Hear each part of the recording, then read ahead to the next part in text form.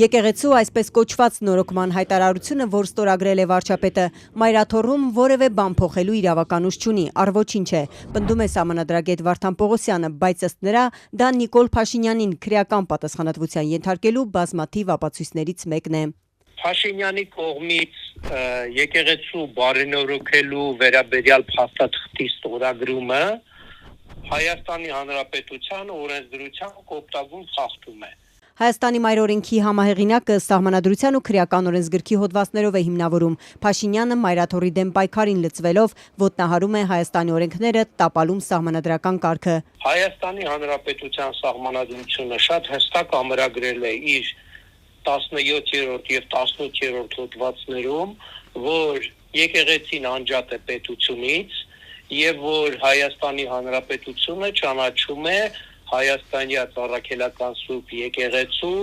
բացառիկ առաքելությունը հայ ժողովրդի հոգևոր կյանքում։ Այդ նույն սահմանադրության 41-րդ հոդվածով է ամրագրված խղճի ու դավանանքի ազատության մասին։ Բոլոր կրոնական կազմակերպություններն ունեն ինքնավարության իրավունք։ Այստեղ Հայաստանի ղեկավարի լիազորությունների ու միջամտության իրավունքի մասին ամրագրված ոչինչ չկա, շեշտում է սահմանադրագետը։ Միայն այս դրույթների համադրությունը հստակ ցույց է տալիս, որ պետությունը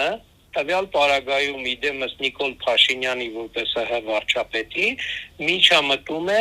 կրոնական կազմակերպության գործերին։ Բացի մայրօրենքի դրույթներից, ըստ սահմանադրագետի, Փաշինյանը խախտում է քրեական օրենսգրքի մի քանի հոդվածներ, 209-ը, որ եկեղեցու գործունեությունն է խոչընդոտում, 441-ը, որ պաշտոնական լիազորություններն է անցնում ու չարաշահում, նաև 420-ը, որ ամենածանրն է, սահմանադրական կարգի տապալում։ Որտեղ է գրած վարչապետի այնտեղ որտեղ գրած է վարչապետի լիազորությունների մասին, օրինակ վարչապետը լիազորություն ունի բրիֆինգ անելու։ Թե որոնք են իր լիազորությունները, վարչապետը երեք ճշտում էր լրագրողներից ու նաև հետաքրքրվում, արդյոք իր ճեպազրույցներն էլ են օրենքով սահմանված այդ լիազորություններից։ Այո, տեղեկատվություն տրամադրելու պարտավորությունն էլ է օրենքով սահմանված, պարզաբանում էին լրագրողները։ Նիկոլ Փաշինյանն իր լիազորությունների վերաբերյալ հարցին պատրաստ չէր։ Կան մարդիկ, ովքեր ասում են, որ իրենք տարբեր եկեղեցիներում երբ որ պատարագի են մասնակցում եւ հնչում է Կտրիչ Ներսյանի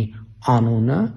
իրենք ցանկություն ունեն իրենց բողոքը արտահայտել հենց այդ պահին, արդյոք նման բան կարելի է եւ թույլատրելի է։ Ես կարծում եմ, որ այո, նման բան կարելի է եւ թույլատրելի է։ Նիկոլ Փաշինյանը միայն իր լիազորությունները անցնելով ու օրենքները խախտելով չէ, որ զբաղված է։ Այս կոչը այն մասին է, որ շարքային քաղաքացիներին էլ է փորձում մղել հանցանքի։ Թե ինչ հետևանք կարող է ունենալ Փաշինյանի հորդորին կոչին հետևելը, պարզ նկարագրված է քրեական օրենսգրքի 209 հոդվածում, ասում է Վարդան Պողոսյանը։ Բոլորն են պատժվելու, եթե Փաշինյանը մի օր զրկվի իշխանությունից։ Ձեր կողմից մատնանշված կոչը սովորական քաղաքացիներին դա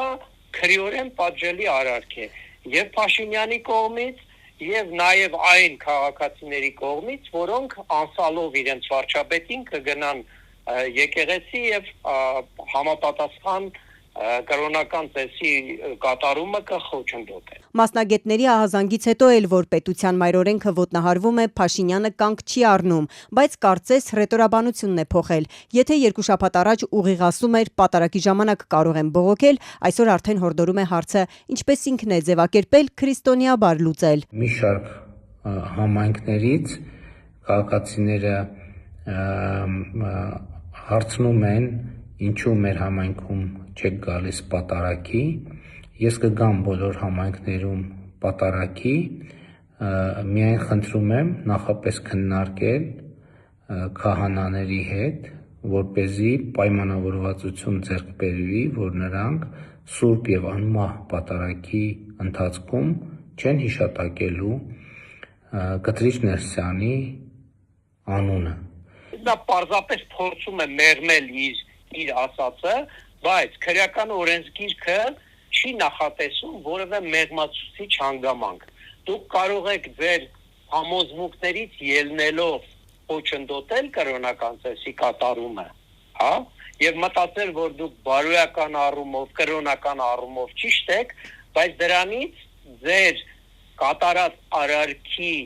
քրեական բաղադրիչը չի փոխվում։ Եթե իսկապես Փաշինյանը չեղավ իշխանության եւ եթե ապագա քաղաքական իշխանությունները կունենան բավարար քաղաքական կամք, իրենք բոլոր իրավական հնարավորությունները ունեն քրեական պատասխանատվության ենթարկելու Հայաստանի Հանրապետության բոլոր այն քաղաքացիներին, ոչ պաշտոնատար անձանց, իրենց մի կողմ ենք դնում, բոլոր այն քաղաքացիներին, որոնք խոչընդոտել են կրոնական ծեսի կատարմանը։